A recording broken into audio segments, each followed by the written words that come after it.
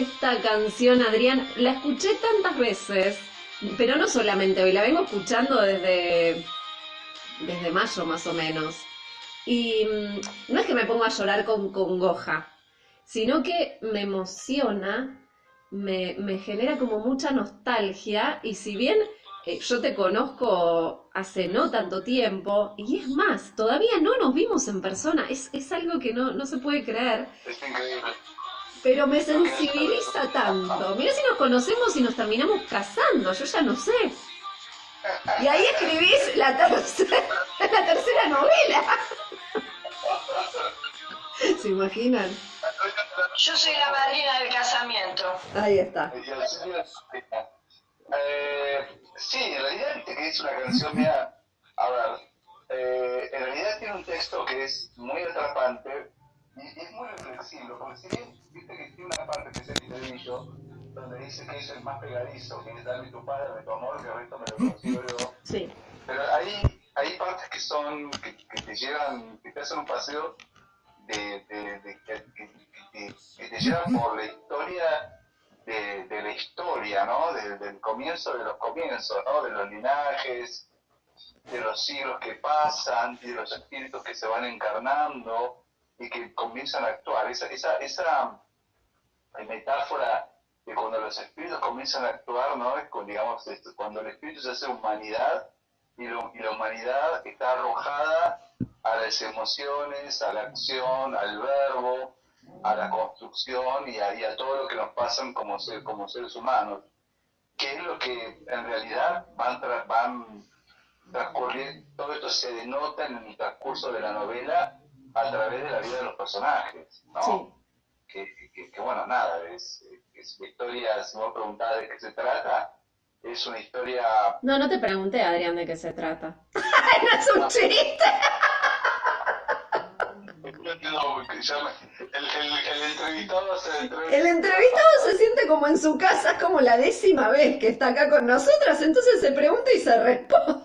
Esta vuelta íbamos a ser más resumida. Es verdad, nos tenemos que poner en modo formal, perdón.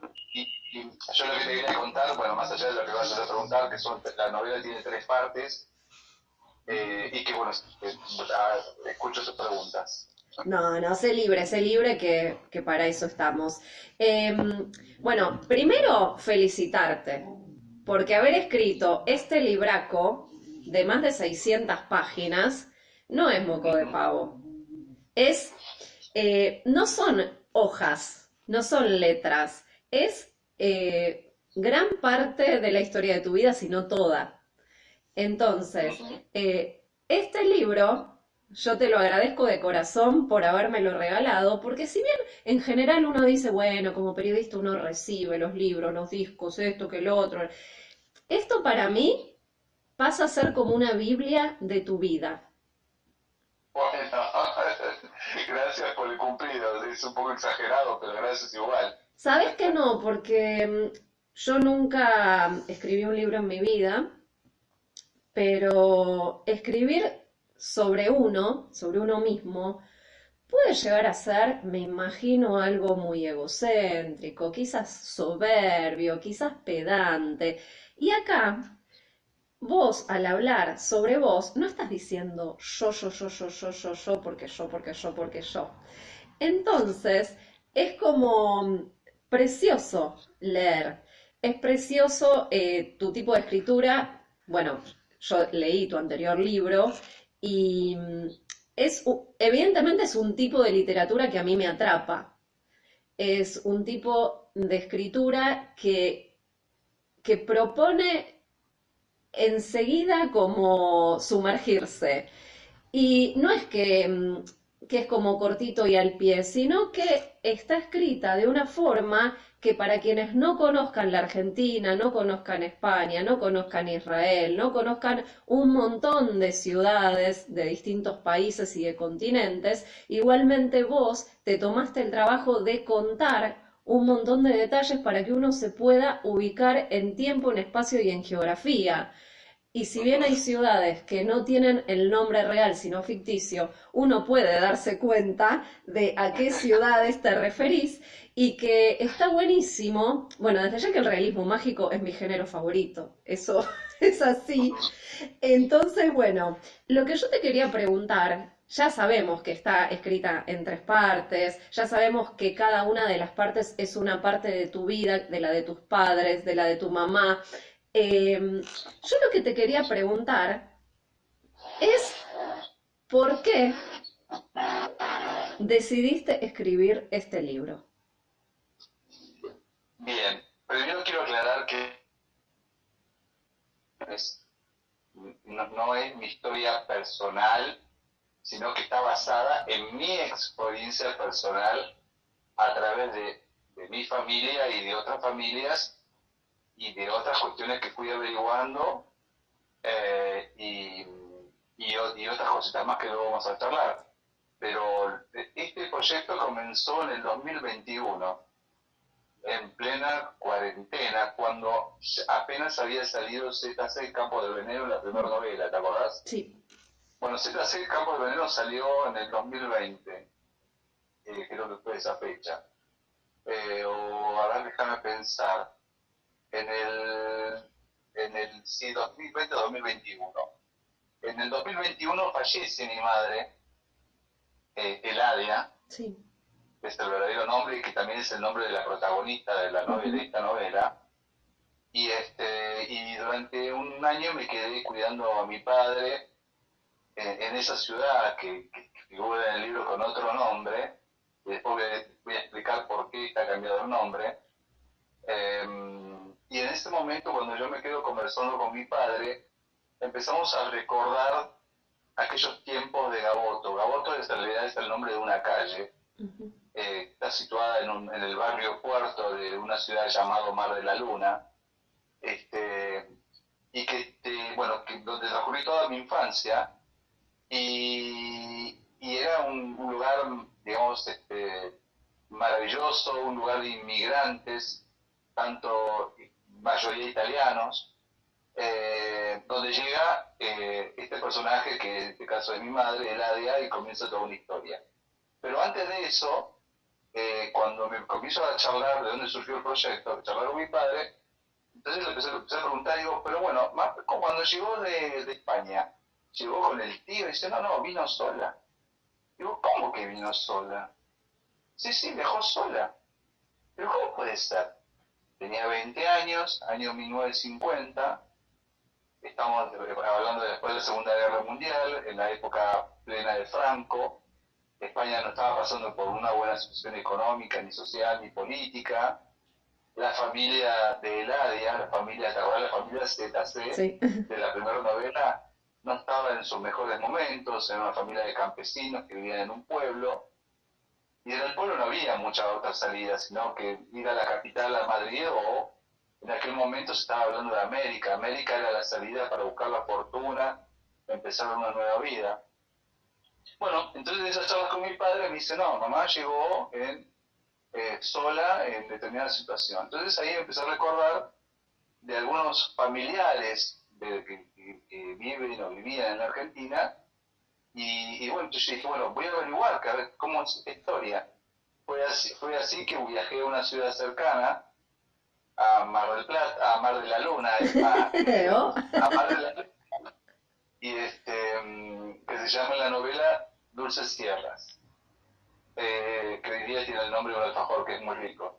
Entonces, allí fui a pesquisar y a encontrar una parte de la familia perdida, y bueno, empecé a averiguar, y terminé en Buenos Aires encontrándome con una prima hermana, sería una prima hermana o una sobrina hermana de mi madre, que era además hija de un tío, bueno, que yo lo conocía de un chico todos españoles. Y bueno, fui a empezar a completar la historia, y me di cuenta que había algo que no me cerraba. Entonces, eso fue lo que me motivó, o sea, a ver cómo puedo cerrar esta historia de una manera digamos, que me pueda completar a mí como persona, pero más que como persona, buscarle una narrativa, buscarle un lugar que donde yo pueda ficcionar determinadas situaciones o determinados hechos que en realidad nadie sabe cómo fue, pero bueno, evidentemente vos tenés la primera parte de la novela donde podríamos decir que es el viaje de un inmigrante de Europa a la Argentina, a Buenos Aires. Entonces, ahí, digamos, el lector se va a poder encontrar con toda la historia de cómo fue la despedida de su tierra, digamos, lo conmovedor de la despedida, esa salida desde el puerto de Bilbao y ese adiós a su padre, que después nunca más lo vuelve a ver en el resto de su vida, y ese desgarro y el viaje. Hay todo un capítulo que habla del viaje, en qué condiciones viajaban, y fíjate vos que en aquel momento era una mujer que viajaba sola y que de pronto se encuentra con alguien que resultó ser su prima, que bueno, es una prima que surge de la ficción, pero que sirvió para que este personaje no estuviera sumergida en la soledad. Yo me sentí como arriba del Titanic, más o menos. Sí, totalmente, sí, parece, ¿no? Sumergida en la soledad, que es uno de los temas que abordamos dentro de la novela, la soledad, la inmigración, la soledad, y esta realidad, esta incesante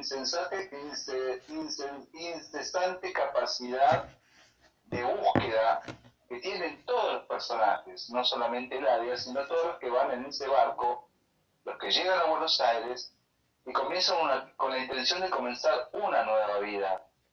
Sí, además, lo que a mí me sorprendió es que Eladia, tu mamá, no era la que tenía que venir en ese barco.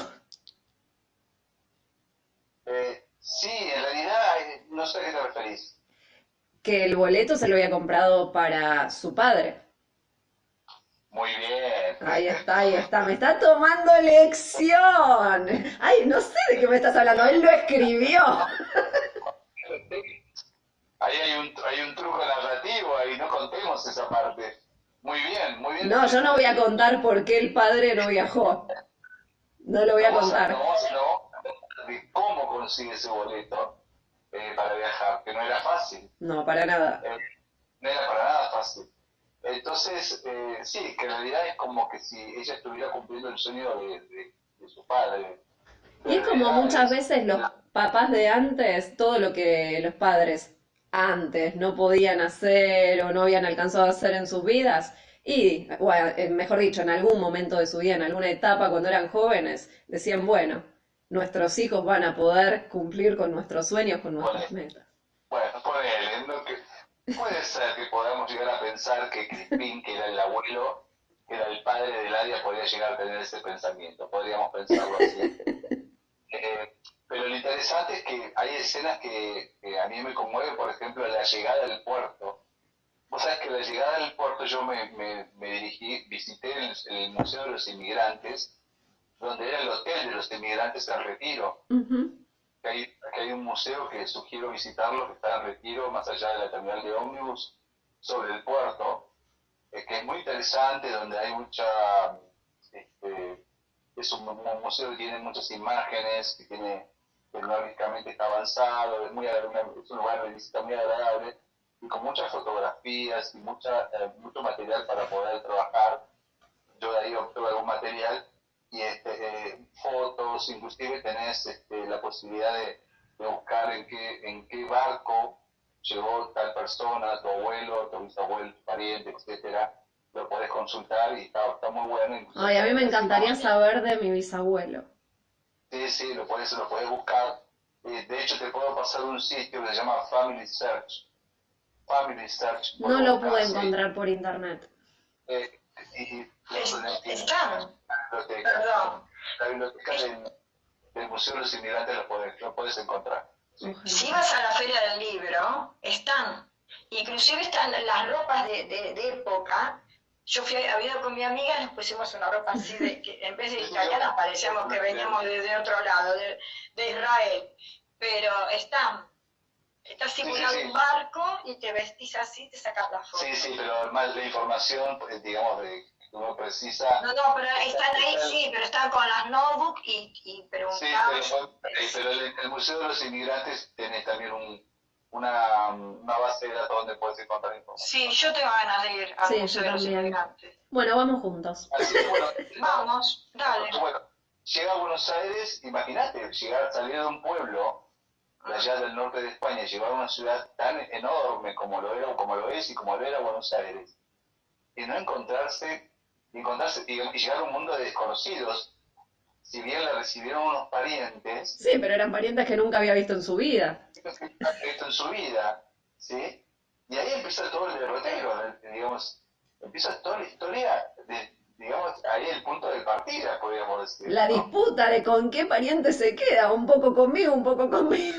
Para acá, para allá. Claro, es como parecía, digamos, quién se quería quedar con la, digamos, con el tesoro, Te iba a decir eso con el el- tesoro. Ya que mencionaste, Adrián, el tema de la soledad, a mí es algo que me llamó la atención porque es algo que yo vengo pensando desde hace mucho tiempo, quizás por vivir en Argentina, donde la situación siempre es como un barco medio a la deriva en un punto.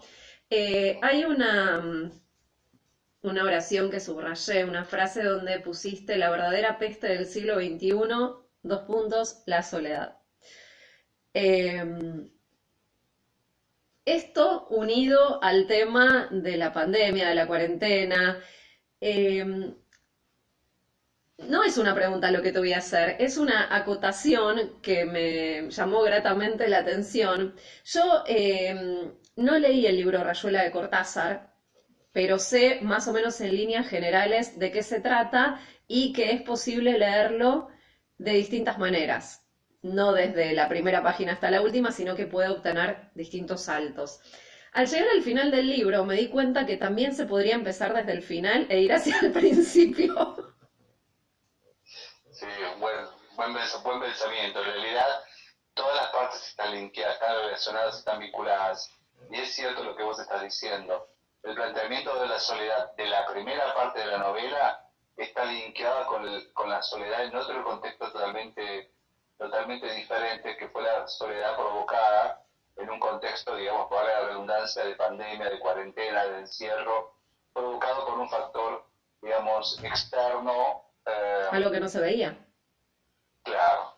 Entonces, sí, evidentemente, fíjate vos que los personajes que estamos hablando de 1950 y después pasamos al siglo XXI, pasaron muchos años, o sea, a esa altura, bueno, los personajes principales ya eran mayores, y estaban atravesando enfermedades, en el caso de Eladia atravesaba un Alzheimer, y después aparece otro personaje que es Alberto, Sí. que después vamos a hablar, pero que también padecía otra enfermedad y en un contexto también de soledad, donde solamente estaba acompañado por uno de sus hijos, donde el resto de los hijos no podían acudir a cuidarlos por un tema digamos, de cuidado para no contagiarse, para evitar la peste.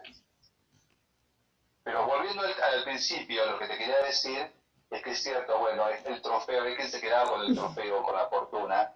En definitiva, fue conociendo personajes y fue a parar en aquel momento, en aquellos momentos, aquella época, en aquel momento era común escuchar estos casamientos arreglados, Sí, tal cual.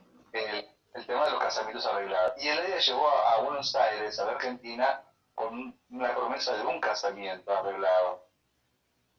De hecho, bueno, ahí va, si vos ves en esos capítulos tanto de Dulce Sierra como Mar de la Luna, los encuentros, las presentaciones, la suegra, eh, estos personajes, bueno, viste que la letra de la canción habla de los linajes que se van intermezclando, y allí está el linaje de los ZC que encuentran a los Lavari, que es el primer marido digamos, de Eladia, y después se encuentra con otro, digamos, con otro linaje en Dulce Sierra, después con los de Buenos Aires, etcétera.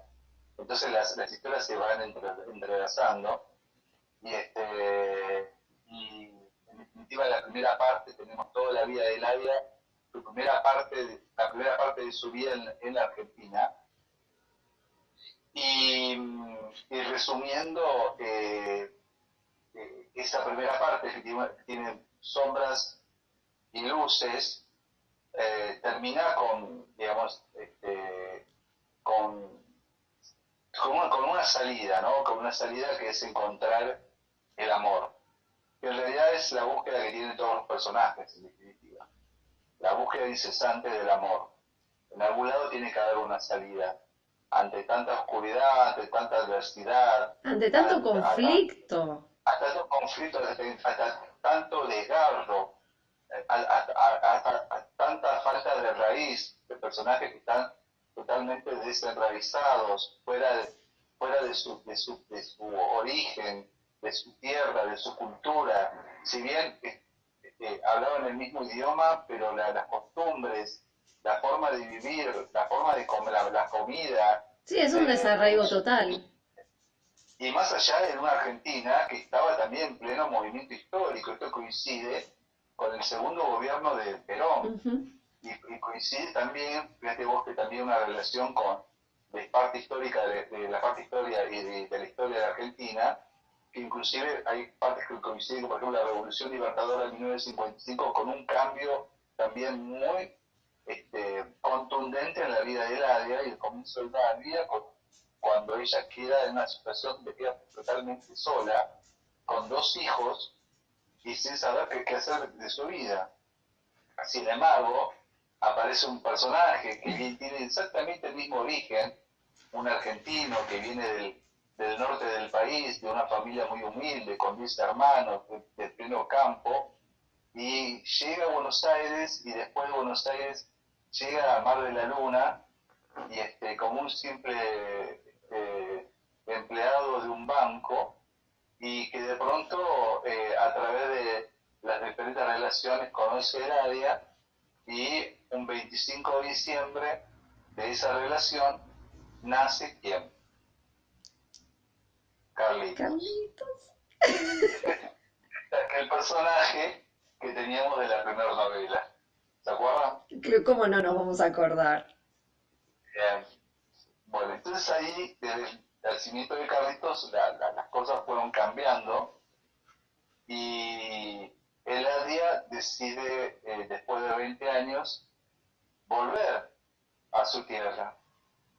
Y lo consigue gracias a Alberto, que era gerente de banco, que tenía la posibilidad de comprar un ticket, un boleto, más que ticket, de regreso en barco, porque en aquel momento era en barco, y vuelve a España. Y cuando vuelve a España, se encuentra con toda una situación familiar que en esta narrativa es similar a la de ZC Campos de Veneno, pero con otras pinceladas, con otras realidades. Porque en realidad Eladia tenía un secreto guardado. Entonces, cuando llega a su pueblo, una de sus principales misiones es desenmascarar ese secreto, o sea, ver que aquello que tenía guardado, había dejado guardado en aquel momento cuando partió de España a la Argentina, saber qué había sucedido después de 20 años con ese secreto en la misma tierra, si estaba o no estaba, si se podía producir el encuentro o no encuentro con alguien que había sido parte de su vida. Bueno, ese encuentro se produce, y no voy a detallar, pero ahí la historia hace un giro de encuentros y desencuentros, y aparece el tema, uno de los temas principales que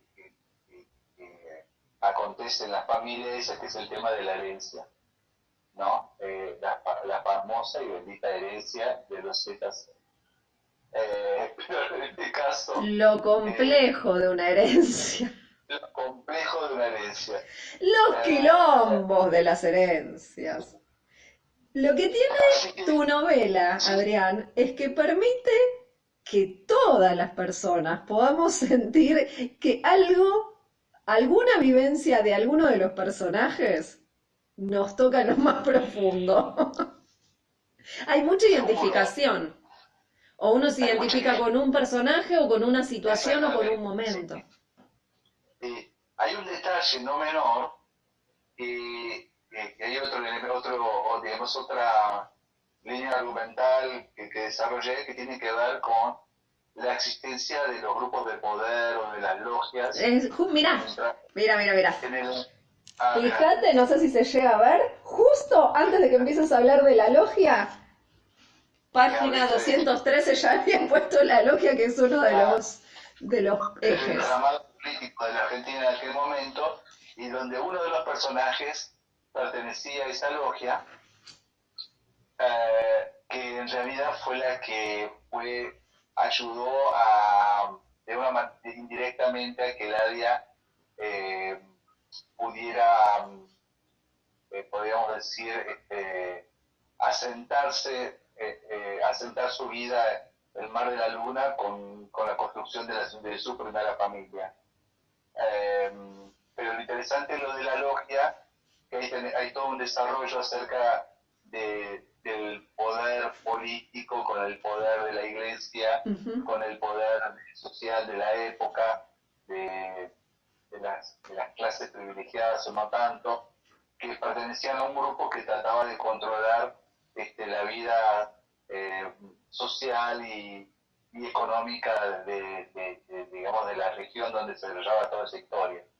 Eh, Imagínate que en todo esto, digamos, está el tema de cómo este, poder, de cómo los personajes se iban vinculando en función de la pertenencia o no pertenencia a esa logia y cómo terminó.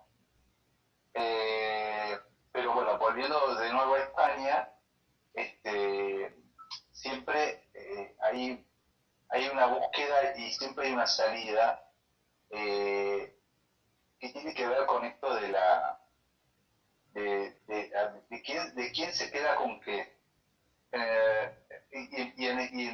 Lo interesante es que lo que sucede en España es que hay toda una familia en búsqueda de algo que en realidad no sabemos si existió o no existió, pero lo que sí existió es que Carlitos descubre que tiene en su poder un bastón.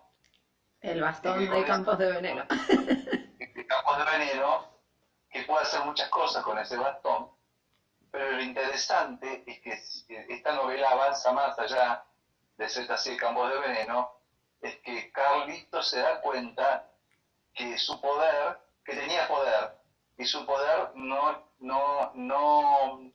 dependía de un elemento, de un objeto, como puede ser el bastón. Se da cuenta de que él, con su mente sola y sin nada, podría lograr muchas cosas. ¿Sí? Entonces, ahí aparecen los elementos del realismo mágico, ¿no? Hay situaciones donde parece que son finales y sin embargo la magia del pequeño hace cambiar determinadas realidades y hace que la historia circule por otros lados. Y que todos los parientes estén apabullados y diciendo, saquen esta familia de la Argentina que nos está complicando la existencia por ser fina. Exactamente, sí. Yo noté como, creo que debe pasar en todas las familias son numerosas, pasa que a veces uno, no sé si tiene la gracia o desgracia de vincularse con menos integrantes, pero bueno, todas las familias son gigantes si uno se pone a hacer como el árbol genealógico. Una búsqueda de la identidad, de decir, bueno, viajamos, conocemos a los parientes o nos reencontramos y de repente los parientes como que necesitan que salgan eyectados y que se vuelvan a donde vinieron. Sí, es traumático en realidad, la Sí. historia de ese encuentro es traumático, no es para nada amoroso, No. para nada. No, yo cuando lo iba leyendo sentía esto, se acercaban amorosamente y era como si les pegaran una trompada voladora, váyanse de acá. esta cosa del compromiso de, bueno, está bien, vamos a verlos un rato, vamos a ver qué es lo que quieren, vamos a la reunión a ver qué tierra o qué propiedad le corresponde a tal, bueno, dale. Muy, muy complejo y muy triste. Esta situación de herencia que se va repitiendo, creo que en casi todas las familias. No sé si alguna familia logra no estallar, no entrar en conflicto con cosas que a veces están claras, de qué le corresponde a quién, sea porque lo dejan por escrito, o por Sí. linaje, o por sangre, pero bueno, Bueno, siempre hay como pero esta hay cosa de una, garronear. exactamente. Pero fíjate vos que hay unas escenas que a mí me encantan, que siempre las releo, que yo lo llamo la fuga. En realidad el capítulo no se llama la fuga, pero en realidad es una fuga donde Carlitos con su madre tienen que huir del pueblo Sí. justamente por esta persecuta de la familia por ese tema, por el tema de la herencia. Y en esa salida este, se va entrelazando con otros linajes y el lector va a ir descubriendo que en realidad esos personajes también estaban vinculados con otros personajes de otros tiempos, y que esos le va llegando mensajes a Carlitos. En la última parte de la segunda parte hay una narrativa que tiene que ver con la huida de Carlitos y su madre del pueblo, y son perseguidos por la familia porque se llevan algo que no podrían llevarse. Entonces, en esa huida, descubren, aparecen otros personajes que pertenecen a otro linaje que estuvo unido digamos, a los primeros linajes en la historia en la antigüedad. Ujú. Entonces, como que ahí hay elementos de lo que te gusta a vos, del surrealismo mágico, donde Carlito recibe mensajes y a través de esos mensajes va descubriendo la salida para poder volver a la Argentina. Cuando vuelven a la Argentina, obviamente que no voy a dar todos los detalles, todo lo que pasa en esos momentos, vuelven a un lugar, a la calle donde Ladia vivía, con Carlitos y con Alberto, que no contamos nada de Alberto, Ahora vamos a o contar. casi nada, en la calle Gaboto. En la calle Gaboto, que por eso la novela se llama Gaboto Street, Street es en inglés calle. Entonces en la calle Gaboto sucede toda una historia que tiene que ver con la primera infancia de Carlitos y sus amigos. Y allí es cuando vemos toda la evolución desde cuando es chiquito y todas las cuestiones que realiza con sus amigos y los juegos. Y bueno, eso nos remite mucho a la infancia de cada uno, ¿no? De cuando éramos chicos, de a qué jugábamos, pero con el aditamento de que, bueno, Carlitos tenía poderes especiales y que los usaba en el juego con sus amigos, y vemos cómo va evolucionando el personaje, que de niño pasa a ser adolescente, ¿sí? Y allí siguen pasando todas cuestiones que tienen que ver con esta magia, con este don, que podríamos decir que ya Carlos tenía un don, Algo bien le y tenía que que los, salir a Carlitos. Lo y sí, despreció casi toda la familia, menos mal que sus papás no. Eh, no vamos a contar detalles, porque acá lo importante es que los oyentes que todavía no tengan este fabuloso libro lo puedan comprar. A mí me gustaría hacer como una mini pausa, no para ir a un corte, para que vos puedas decir tus redes sociales y que los oyentes te puedan empezar a seguir, los que no te siguen, y te puedan escribir para pedirte bueno, para comprar el libro. dale. Sí, tu Instagram. Te lo digo ahora Sí, sí, entonces. claro. Una mini Ah, pausa de seguir con la no, historia para poder decir las redes. no, perfecto, las redes sociales son en Facebook o en Instagram. Estoy como Adrián Andrade Autor, y el mail es adrianandradeles@gmail.com.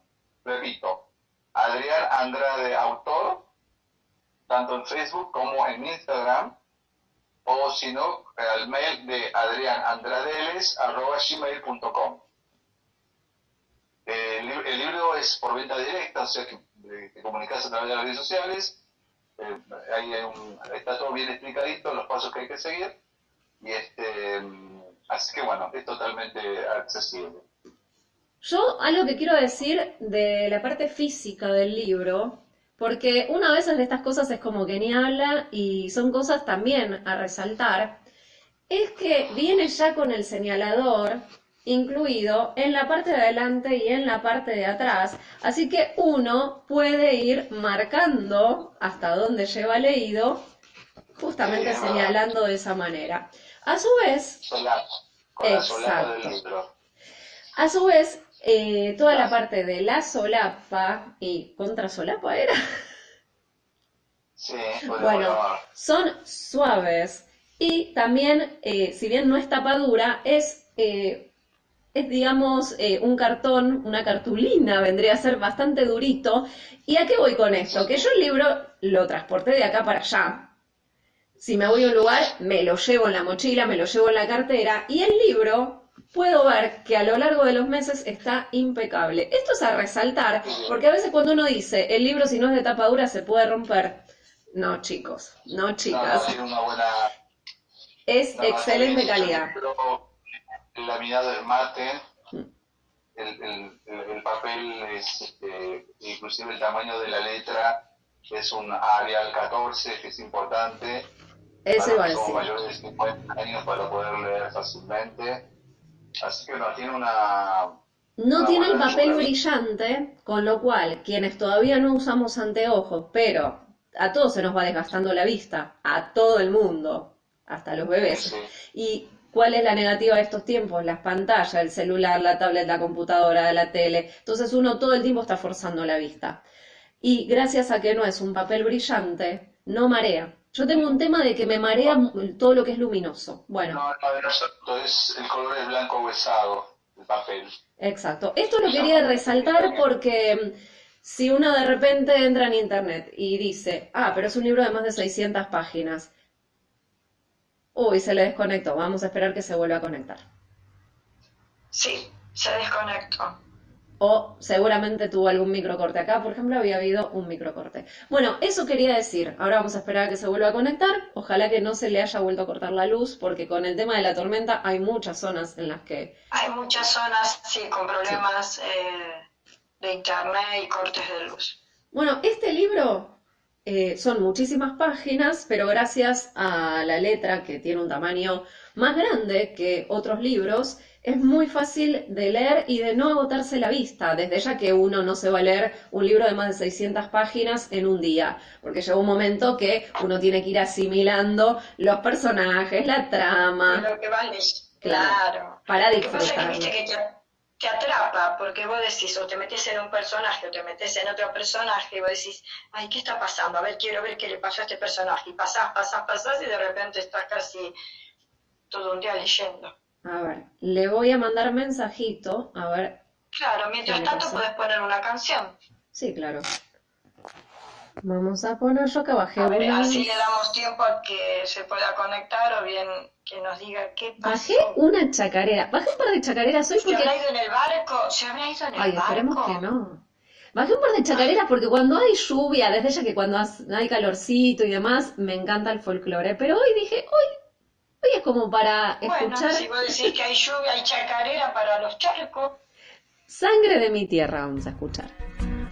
Señores, yo soy del Chaca, soy copla, soy chacarera, yo soy del impenetrable, soy acordeón verdulera, soy el grito del chajá que alborota el avispero, poniendo alerta al arisco cuando baja palestero.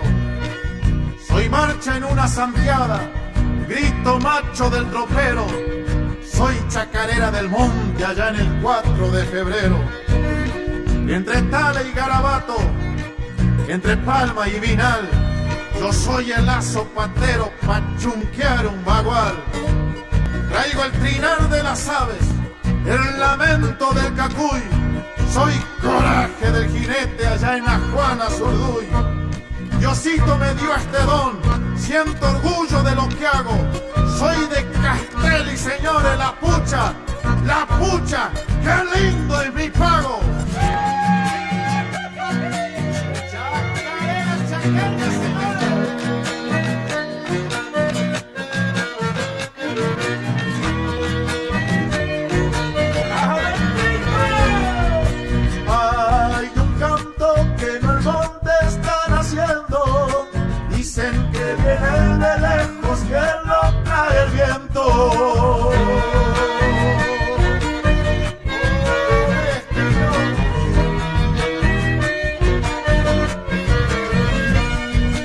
Esta copla va brotando de mi pecho, es solo un sentimiento que retumba haciendo eco.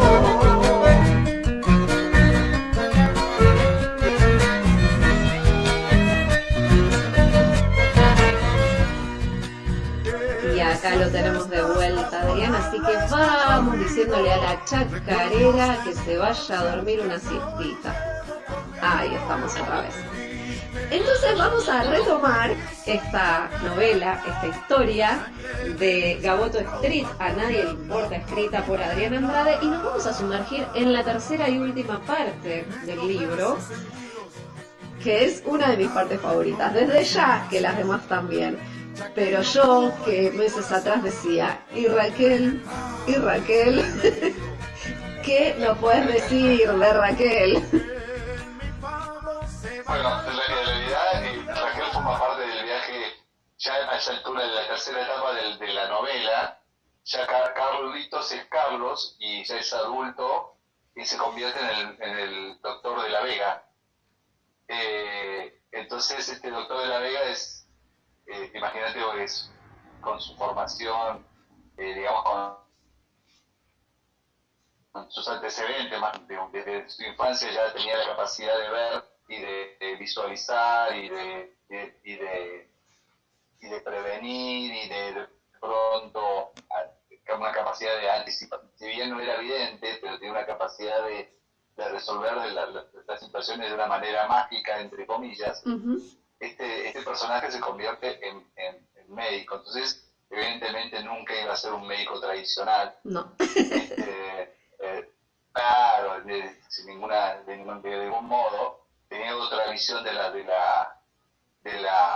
medicina, a tal punto que esa visión no tradicional de la medicina ayudó a que sus padres sobrevivieran a la pandemia del siglo XXI, sí, que en la novela se llama La Peste. Uh-huh. No vamos a contar los detalles porque es una historia, esa parte de la historia es una parte bastante dura, sí, que detalla, que da, hace una descripción y una mirada de la pandemia y del encierro y cómo los personajes van sufriendo y van atravesando esa situación a modo de sobrevivientes, ¿no? Es todo un proceso de vida que se cierra, tanto de Alberto como de Eladia, y nacen otros procesos, ¿no? Nacen otros viajes, y en esos viajes Carlos, ya el doctor de la Vega, se reencuentra con aquel amor que había dejado en alguna vez en su viaje a Israel, digamos en la parte 2 de la novela, que nos hemos contado que hay un viaje también a Israel. Fíjate vos que esta novela, ya más allá de ZC, que llegaba a 4 continentes, ya llega a 5 continentes, y lo interesante es que si vos ves la tapa del libro, hay unas pirámides, y esas pirámides no están en vanos, no, al contrario, no, claro, describen el Cairo, el viaje final, donde Carlos se va al encuentro de Raquel, de aquel amor que había encontrado tiempos atrás en Jerusalén, pero antes pasa por el Cairo, y en el Cairo sigue recibiendo mensajes. O sea, ese viaje que hace el Cairo no es por casualidad, sino que fue por seguir determinados mensajes que va recibiendo del más allá, y llega al Cairo. Luego en el Cairo realiza una determinada misión, unas determinadas averiguaciones e investigaciones, termina en el desierto de Sinaí, donde ahí hace una ceremonia, porque él ya venía con los restos de sus padres, con las cenizas de Alberto y de Eladia, uh-huh, y ahí se produce un momento mágico y de encuentro donde en realidad une el momento número 1 de la novela, el menos 1 de la novela, que habla de esa diosa que maneja las energías del mundo, y en ese encuentro casi final en el desierto de Sinaí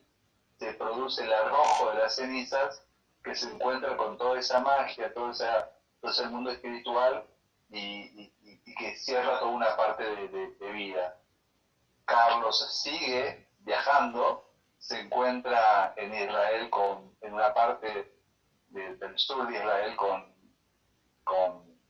Raquel, que venía también de una situación de búsqueda y con muchas ganas de volver a empezar, y juntos deciden comenzar una nueva vida en otra ciudad, frente al mar, como aquella ciudad donde Carlos había vivido en su infancia, pero en otro continente. Lo que ha tenido que luchar esta pareja y este amor. Sí, ¿viste? En un momento cuando apareció otra mujer acá en el libro, en la novela, yo decía, no. Que aparece una novia de la adolescencia. A reprochar, a recriminar, a querer coartarle la libertad. Yo al menos estaba esperando, no sé quiénes leyeron el libro hasta el momento, si habrán estado tan ansiosos y preocupados como yo, pero yo estaba esperando que en algún momento aparezca Raquel. Y yo cuando voy leyendo, no es que voy salteando partes y digo, bueno, a ver, voy para el final. Era una desesperación de no, por favor. Sí. Sí, es interesante porque en realidad ese primer amor era un amor adolescente que después siguió hasta su primera etapa como médico, hasta que llegó un punto donde esa situación, esa relación no podía seguir, que no vamos a contar por qué, No. pero fue así, eso disparó el deseo de Carlos de volver a encontrarse con aquel amor que había encontrado en uno de esos viajes que había hecho a Europa y luego a Oriente, en este caso Medio Oriente, a Israel, y en la última parte de la novela se encuentran en el sur de Israel, más para el lado del Mar Rojo, ¿cierto? Uh-huh. Y así que bueno, en la última etapa es como la segunda, tanto en las últimas partes de la segunda como la tercera etapa de la novela es como que se producen también como salidas, ¿no? Como dos fugas. La primera fuga es por la fuga por el tema de la envidia familiar y por el tema de la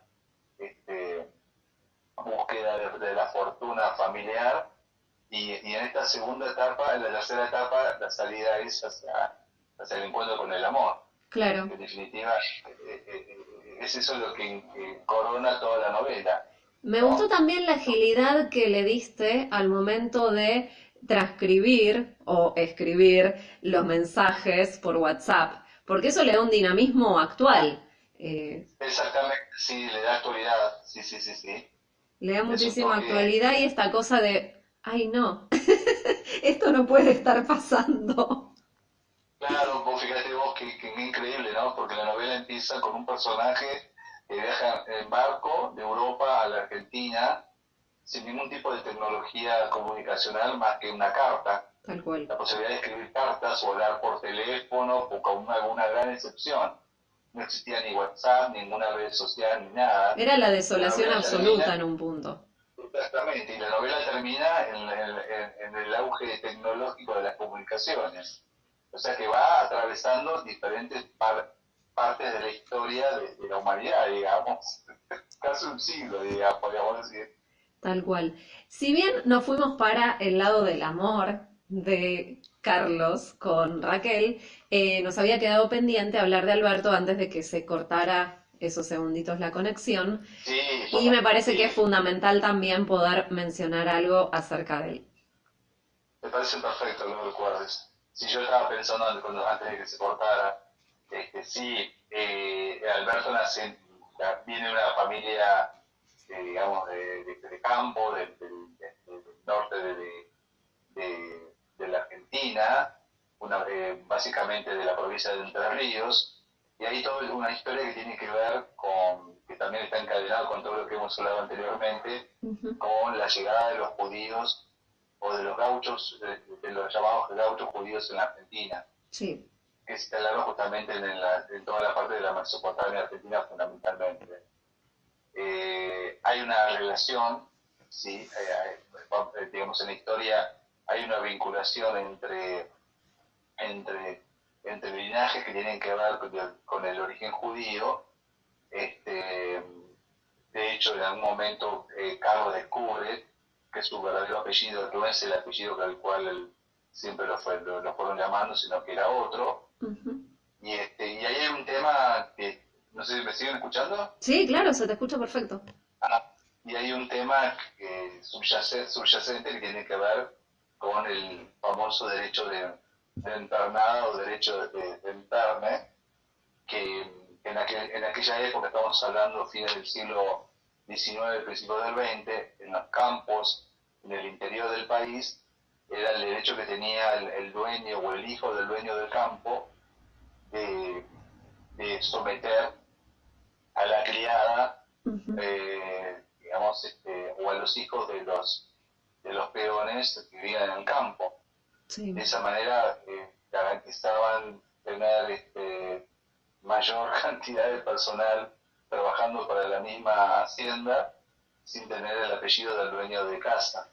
Que se Claro. llamaba derecho de enfermo. Entonces hay una vinculación, hay un personaje que se llama Braulio Silva Medina, que a través de esta manera de pensar y manera de hacer, conoce a María de la Vega, Ujú. que fue la que dio el apellido a todo el linaje de Carlos, que es Sí. Carlos de la Vega, porque luego hubo un cambio de apellido de Vega a de la Vega. Ajá. Cosa que era muy común en aquella época de cambiar los apellidos, o porque escuchaba mal el que escribía en el registro civil, o porque el que hacía la inscripción no sabía escribir, el que lo interpretaba de otra manera, entonces los apellidos se iban cambiando. Así como a los inmigrantes cuando llegaban al puerto de Buenos Aires muchas veces no sabían hablar español, y de acuerdo a cómo entendía el oficial que lo recibía de migraciones, escribía el nombre en un papel o en un documento y lo rebautizaba, ¿no?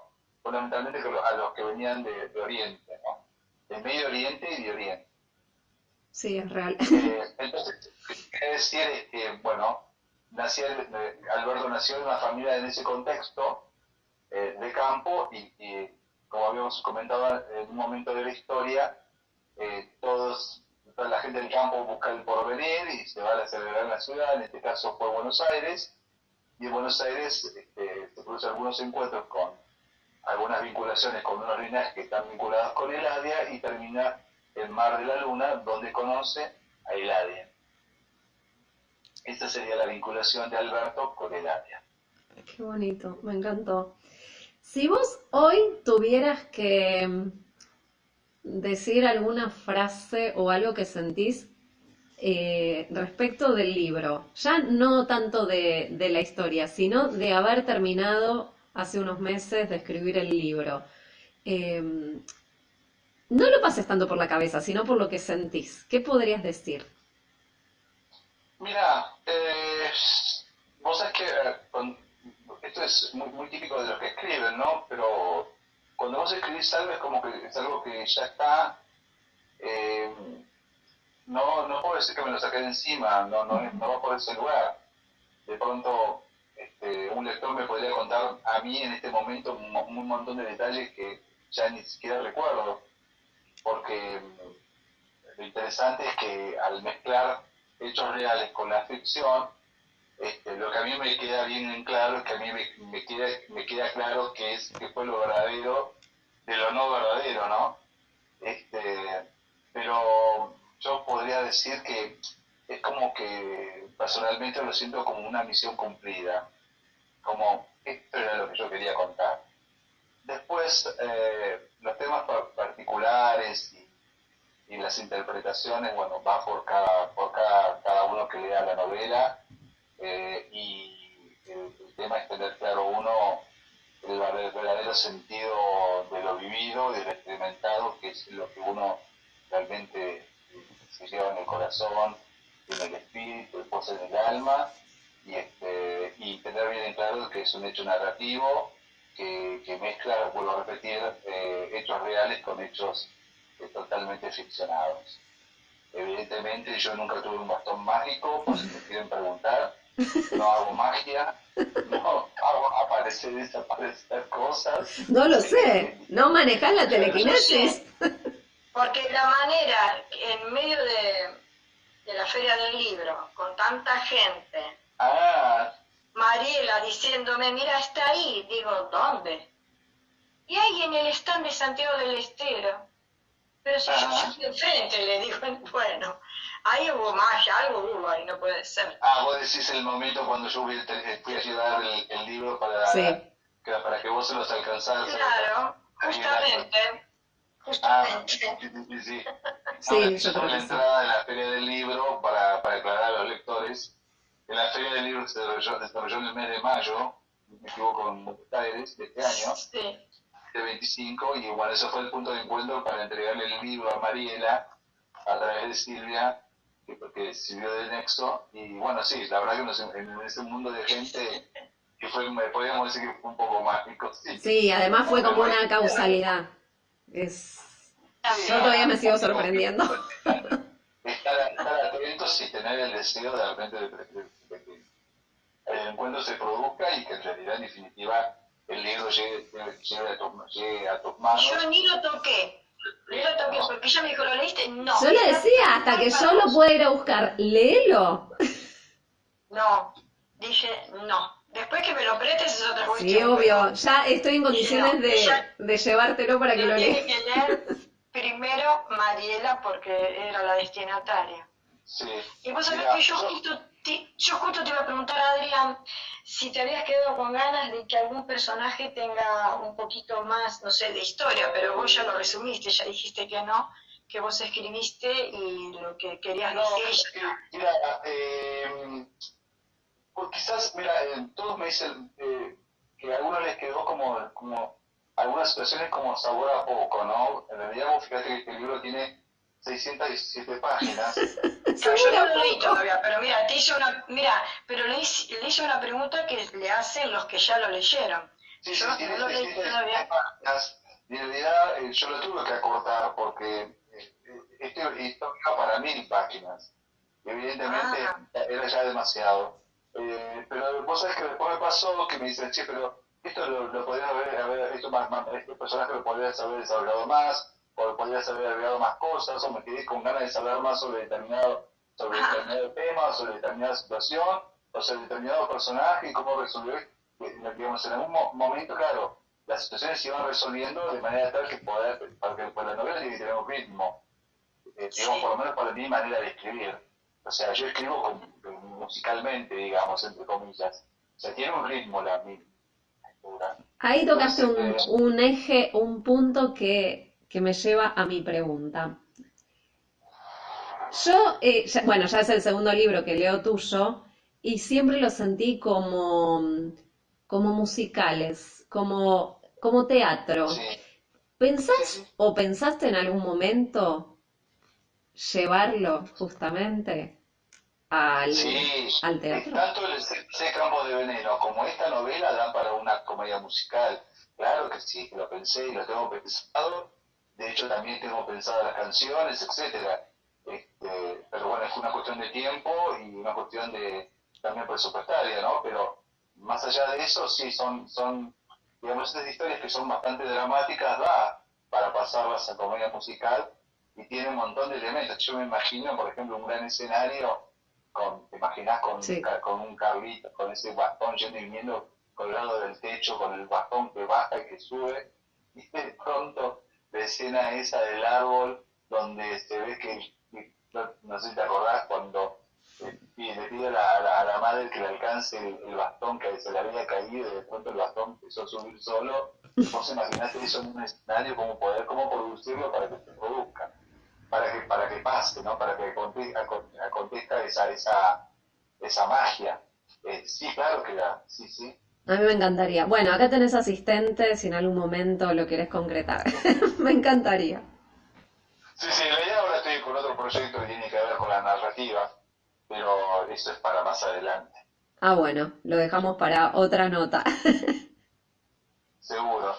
Bueno, Adrián, yo la verdad que te agradezco un montón por haberte sumado otra vez más a nuestro programa, por haber abierto las puertas de tu corazón, porque para mí quien escribe, quien es escritor, es artista, pero si bien esto es ficción, siempre, o sea, es imposible que no se vaya entrelazando con parte de lo que cada uno lleva dentro, en este caso con parte de tu vida. Quienes te conozcan de distintas etapas de tu vida o desde siempre sabrán qué partes son verdades, realistas. Yo por lo pronto me quedo con mi propia visión, mi propio sentimiento, la identificación con los distintos personajes y con mucha felicidad porque yo no soy de las que come libros todo el tiempo y cuando me llega un libro tuyo digo, qué hermoso. Ahí se le volvió a desconectar. Bueno, quizás se le volvió a cortar la conexión o se quedó sin batería, estas cuestiones que pasan. Acá les contamos, en Buenos Aires llovió muchísimo desde ayer a la noche y esto, bueno, en un momento afectó, hay distintas zonas afectadas con cortes de luz, obviamente internet, así que bueno, ojalá pueda sumarse para que lo saludemos, para que lo despidamos y si no, igualmente le agradecemos un montón por haber estado hoy acá, 19 de septiembre, en Sabor a Teatro. Un gusto escucharlo. Sí, la verdad que sí, muchísima alegría. Sí. Así que, tía, la próxima vez que nos veamos, lo vas a poder leer. Te va a encantar, la verdad. Sí, seguro. Sí, porque es como nosotras que somos melancólicas y nostálgicas. Claro, más hablando de los inmigrantes, y yo ya recordé a mi abuelo cuando vino. Aparte me imagino, viste, venir una mujer sola en el barco, y de repente, claro, yo fui a despedir familia de mi abuelo al puerto. Era una nena. Y yo veía esos barcos tan inmensos y tenés que esos transatlánticos y cruzar. Dios mío, yo no sé qué haría. Y además las descomposturas que se agarraban, porque... Aparte me habían contado que las mujeres las ponían a un lado y los hombres en el otro. Sí, tal cual. Estaban me lo separados. contó el primo de mi mamá que me visita, viste, que va a cumplir 80 años, que él vino con su mamá. Primero vino el padre y después vino ella con sus hijos. Sí. Vinieron. Y yo cuando él contaba, yo pensaba esta gente, mi familia, que vinieron, dejaron todo allá. De hecho, uno de los primos de mi mamá vino a visitar acá, o sea, viste, cuando llegan van a visitar a la familia. Se escapó uno, chiquito, porque quería ir de la abuela. Ay, o sea, no tenía ni noción, claro, vos fijate, que era de la abuela que había quedado allá en Italia, así que cada uno trajo su historia. Y eso era de casarse por poder. Y algo que no ha cambiado tanto, si bien hoy en día... Claro, yo lo comenté porque acá pasó con una vecina, le mandaron una foto del marido, 20 años menos, y cuando llegó se encontró con un hombre mucho más grande que ella. Bueno, pero ¿qué diferencia hay entre eso, los matrimonios arreglados y que no se conocían y que bueno, ya está, y las aplicaciones tipo Tinder donde la gente se conoce? También. Y se ponen fotos de cuando no sé qué es peor en realidad. No sé, y después cuando decís, no te puedo ver, a ver, encendé la cámara, o vamos a hacer una videollamada y capaz que te llevas ¿Qué pasó? una desilusión o no. Claro. No sé si antes, por ejemplo, no es por decir que lo de antes siempre fue mejor, pero no sé si antes habrá existido el tema de que a una mujer le falten el respeto si tenía ya su matrimonio arreglado. Cosa que hoy en día los valores y todo están como muy cambiados, no digo que no exista la gente respetuosa, pero está todo bastante tipo una ensalada Waldorf.